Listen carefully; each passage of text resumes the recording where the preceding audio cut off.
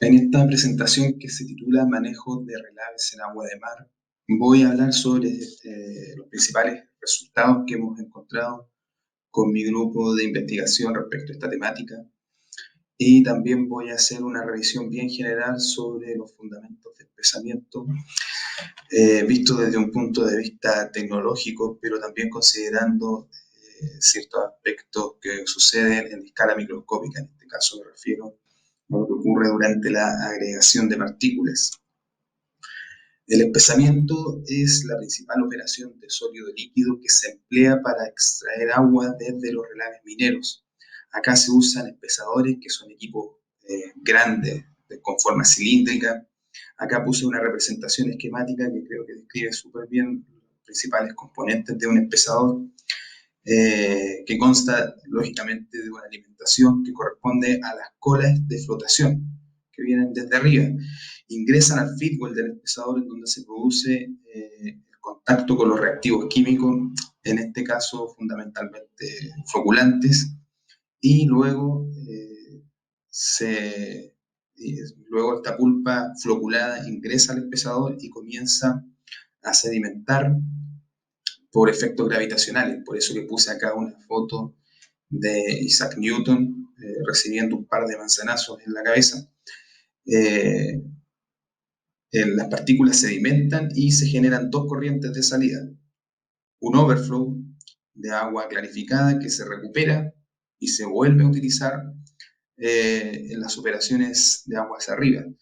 Y un lodo espeso que se descarga por el cono que hay en la parte inferior del espesador y que este escurrimiento se apoya con la ayuda de rastras mecánicas y se transporta desde el espesador hacia donde se encuentran los depósitos del relave.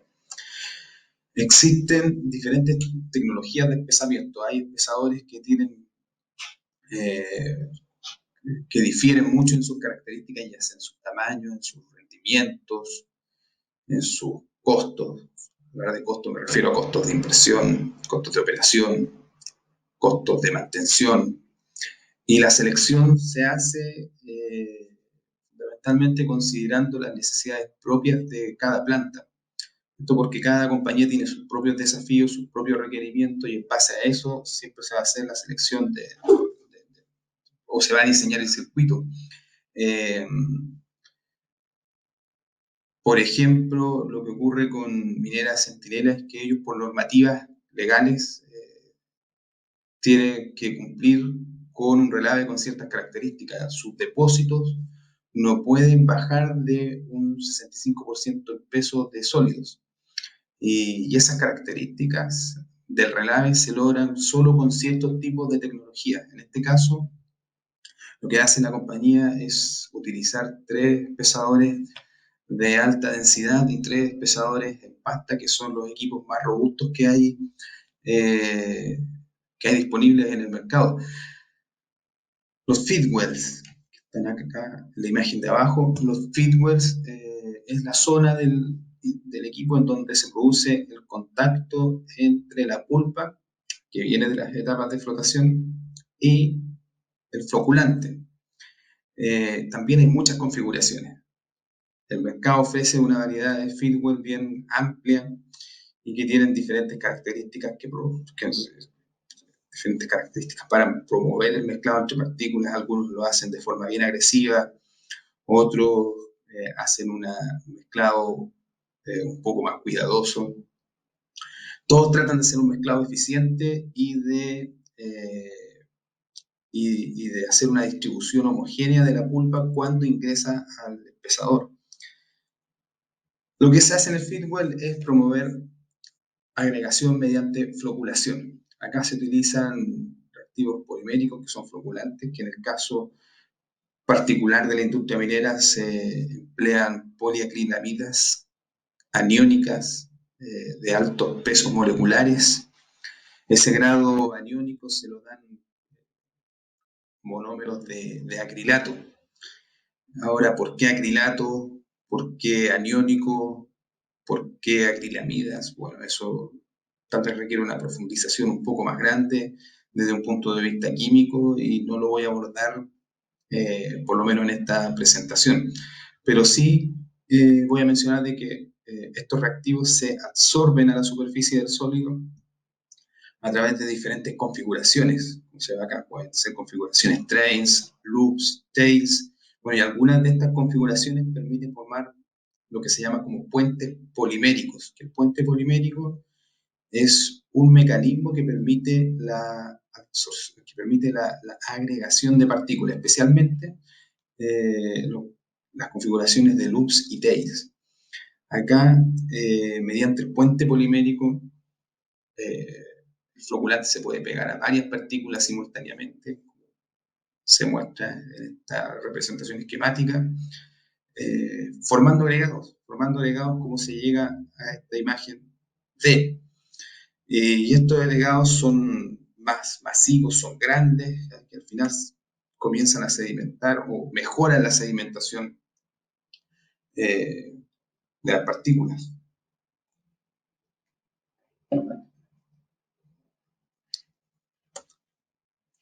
Ahora, estos agregados de partículas presentan ciertas características físicas, tienen tamaño, mejor dicho, una distribución de tamaño, porque, claro, es importante conocer el tamaño promedio de los agregados, pero también sería importante saber qué fracción de los agregados son pequeñas.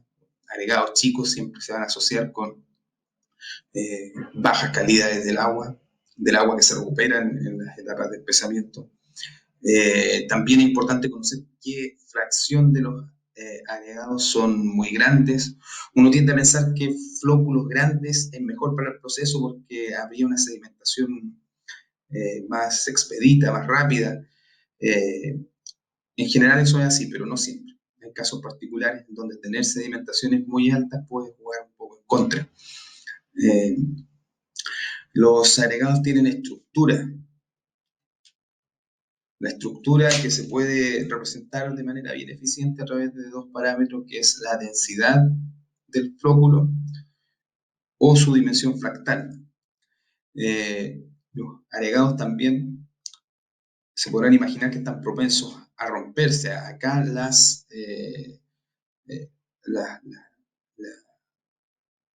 fuerzas externas que intervienen, principalmente hidrodinámicas, son bien considerables para la resistencia intrínseca que tiene un flóculo. Entonces, están propensos al quiebre. Bueno, todas las personas que se dedican a investigar en esta temática saben bien que la resistencia que puede tener un flóculo tiene una importancia bien determinante para la eficiencia, ya sean las velocidades de sedimentación, la concentración de sólidos que uno puede lograr en el underflow, las propiedades reológicas de la pulpa, etc. El tema es cómo poder obtenerla, porque actualmente no existe un método estandarizado para poder obtener de manera confiable la resistencia del flóculo. Acá puse una figura de los resultados que hemos obtenido en el laboratorio, aún no lo hemos publicado, pero se trata de un método para generar un parámetro indicador de la resistencia analizando matemáticamente las respuestas las respuestas de tamaños de flóculos o de quiebre de flóculos ante distintas perturbaciones de tasas de corte. Acá, en todos los casos, para conocer cualquiera de estas características, se necesita saber el tamaño de estas estructuras. Y conocer el tamaño no es sencillo. No es sencillo porque las principales técnicas que hay disponibles, por lo menos las más sofisticadas, necesitan trabajar con bajas concentraciones de sólido. En este caso me refiero a porcentajes menores del 1%, si es que estamos utilizando técnicas de dispersión de luz. Y lo que ocurre en un firmware se aleja mucho de eso. Las concentraciones de sólido oscilan alrededor de un 15%, puede ser más, puede ser menos, pero muy diferente a las condiciones en que se pueden reproducir los datos experimentales cuando uno utiliza ese tipo de técnicas. ¿Qué es lo que se hace si tenemos ese método disponible? Es diluir. diluir la pulpa, pero al diluir ya estoy cambiando todas las condiciones naturales del sistema y eso me cambia las características del flóculo. En otros casos también se requiere de muestreo, se pueden hacer las mediciones in situ. Y los flóculos son estructuras bien sensibles y muestrearlas significa alterarlas.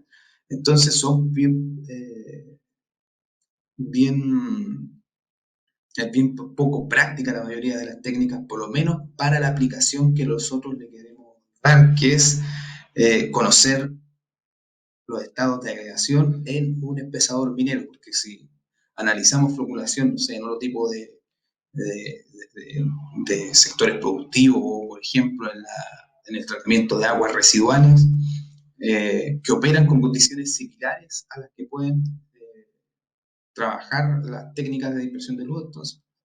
Entonces es súper útil emplear esas técnicas, por lo menos para ese tipo de aplicaciones. Acá en la industria minera, lamentablemente, no se puede, pero existe una estrategia que es la Focus Beam Reflectance Measurement, o conocida como FBRM, que permite obtener las longitudes de cuerda de los agregados, que uno lo utiliza como un indicador del tamaño.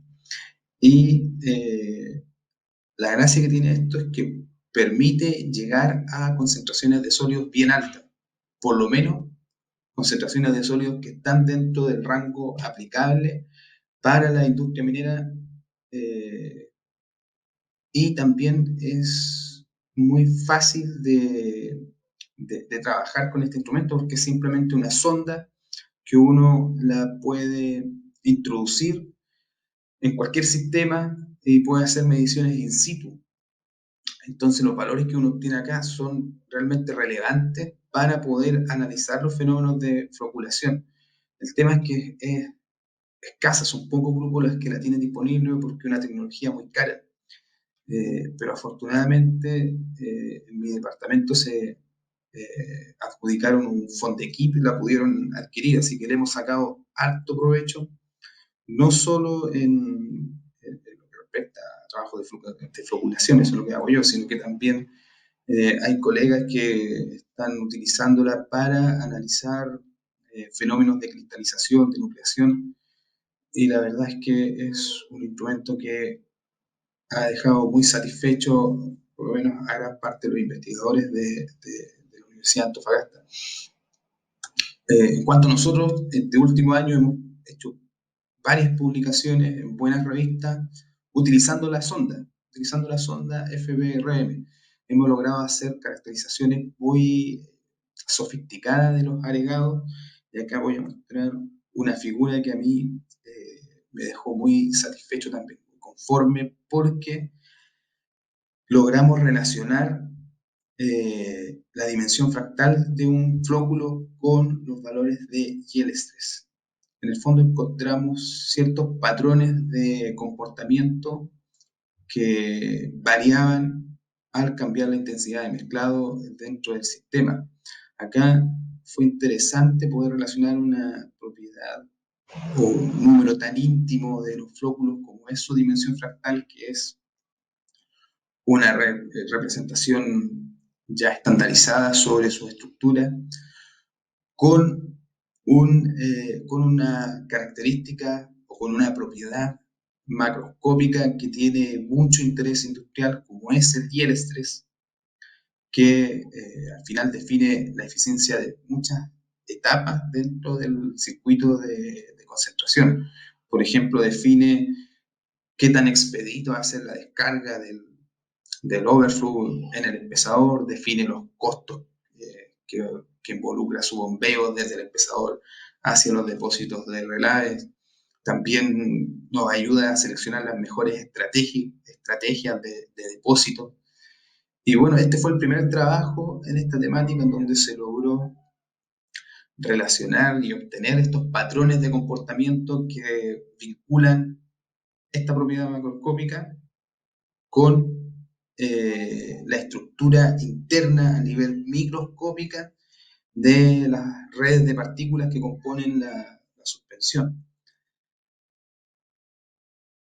Uno de los desafíos que estamos abordando como grupo de investigación es la presencia de arcilla. En realidad las arcillas causan problemas en prácticamente todas las etapas unitarias del procesamiento de minerales. Y por supuesto que las etapas de espesamiento no son la excepción. Uno usualmente asocia arcilla de manera inmediata con malas floculaciones y eso lo asocia también con bajas velocidades de sedimentación y con un incremento sustancial en las propiedades geológicas. Entonces, las arcillas son complejas, de partida son o presentan una estructura heterogénea, heterogénea desde un punto de vista morfológico y desde un punto de vista químico. Su estructura es laminar, donde presenta caras que tienen una composición química totalmente diferente a lo que sucede con los bordes, pero uno puede hacer dos grandes clasificaciones de los tipos de arcillas, la del grupo Kaolini y la del grupo de las esmectitas. La del grupo Kaolin, Kaolinita es una de las arcillas más populares dentro de este grupo, se componen de una capa tetraédrica de sílice que se encuentra asociada con una capa octaédrica de alúmina. En cambio, las del grupo de esmectitas son como una especie de sándwich, donde tienen dos capas tetraédricas de sílice y al medio una lámina de alúmina que se enlaza de forma octaédrica. Eh, Presentan también diferentes comportamientos, estos dos tipos de arcilla. Por ejemplo, hay algunas que se hinchan cuando entran en contacto con el agua, otras que preservan su estructura. Bueno, y todo eso depende mucho de la química y de la interacción con los cationes que hay en cada tipo de arcilla. Las arcillas tienen muchos cationes, hay muchos fenómenos de intercambio iónico y eso genera consecuencias, genera diversas consecuencias para las etapas de separación sólido-líquido. En esta presentación no voy a hablar con más detalles sobre la química, pero hace poco escribimos un capítulo de un libro que me llegó un correo la semana pasada en donde me informaron que va a ser publicado ahora en septiembre, en donde damos más detalles químicos y vinculamos todos esos detalles químicos de las arcillas con el manejo de relaves arcillosos en agua de mar, eh, principalmente lo que sucede con respecto a sus propiedades hidrológicas. Nombré agua de mar recién también porque ese es otro de los desafíos que estamos abordando como grupo de investigación. El agua de mar se ha transformado en una alternativa real para muchas plantas y que podría ser, puede ser, de hecho es la salvación para muchas industrias mineras que se encuentran ubicadas en zonas que tienen poco acceso al recurso hídrico. El agua de mar proporciona una fuente inagotable de este recurso, entonces se ha utilizado mucho de dos formas, eh, aplicándola directamente sin hacer una remoción de sales o pasándola a través de un proceso de desalinización por osmosis inversa. Y hoy en día acá en Chile, por ejemplo, sin ir más lejos, hay casos emblemáticos de plantas mineras que utilizan cualquiera de estos dos métodos. Por ejemplo, está Centinela, que es una referencia mundial por ser la industria minera más grande que utiliza agua de mar de forma directa en sus operaciones. Por otro lado está Minera Escondida también, que es una referencia mundial, plantas mineras que utilizan agua de mar desalinizada con su planta desalinizadora de Coloso. Ahora, hacer una planta desalinizadora también involucra hartos desafíos económicos y medioambientales. Hay trabajos nuevos que profundizan mucho en estas dos problemáticas que generan las plantas desalinizadoras. Pero por otro lado, utilizar agua de mar de forma directa, si bien aparentemente es más económico por el hecho de evitar la construcción de una planta nueva, una planta que siempre es compleja, eh, también presenta sus propios desafíos. Estos desafíos pueden ser logísticos por el hecho de tener que transportar agua de mar de distancias tan largas, desde la costa hasta donde se ubican los yacimientos, hay problemas de corrosión de materiales y también hay muchos desafíos químicos que genera el agua de mar, producto de los fenómenos de solvatación de iones o producto de la modificación de las fuerzas electrostáticas dentro del sistema, que al final conlleva a que en muchos casos los reactivos químicos pierdan eficiencia. Y también está la formación de precipitados sólidos que afecta a la eficiencia de las operaciones de concentración. Estos precipitados se generan, bueno, se generan por los cationes presentes en el agua de mar, pero lo que nosotros hemos encontrado que por lo menos en las etapas de espesamiento, los precipitados que más afectan son los que se generan en base de magnesio. De hecho, cuando se forman estos complejos sólidos, el floculante deja de trabajar, por lo menos dentro, o sea, deja de trabajar por lo menos para la aplicación que nosotros estamos deseando, que es que flocule partículas.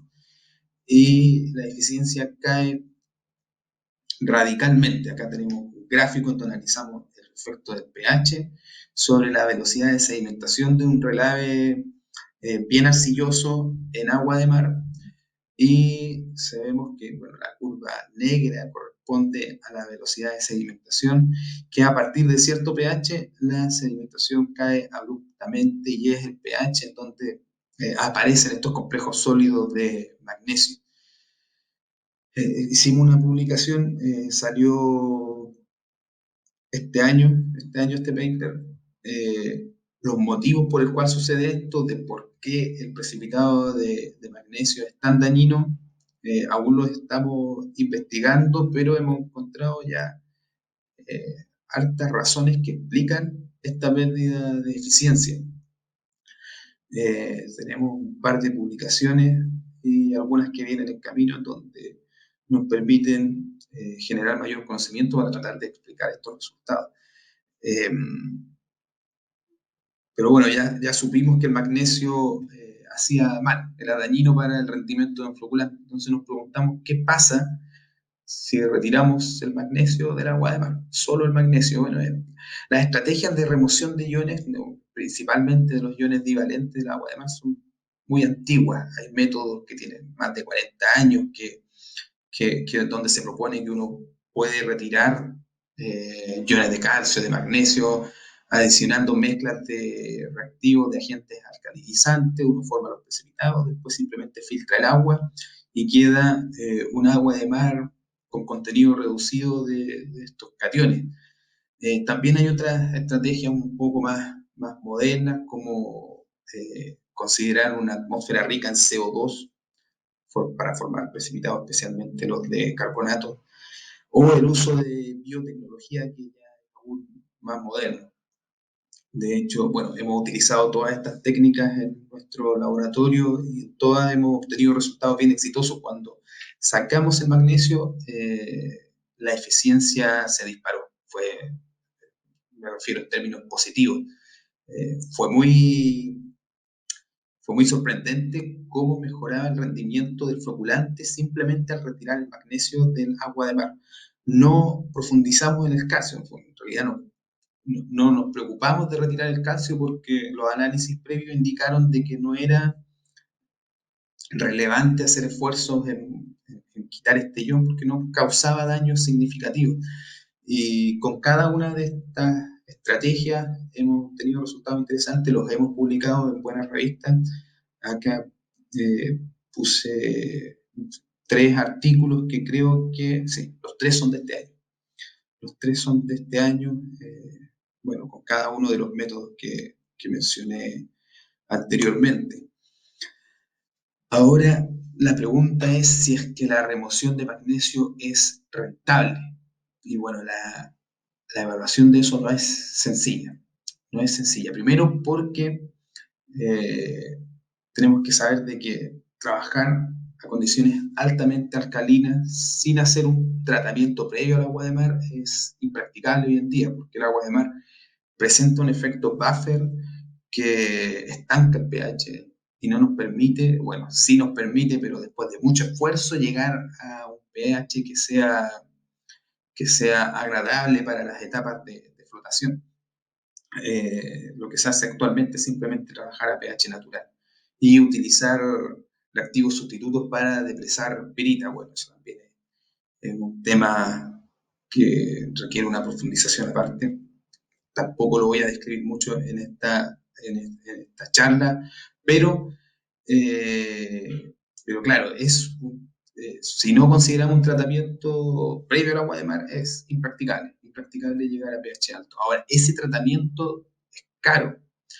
El tratamiento se puede hacer con las técnicas que les mencioné anteriormente, pero no es sencillo llegar a remover cantidades de magnesio que sean significativas para el proceso.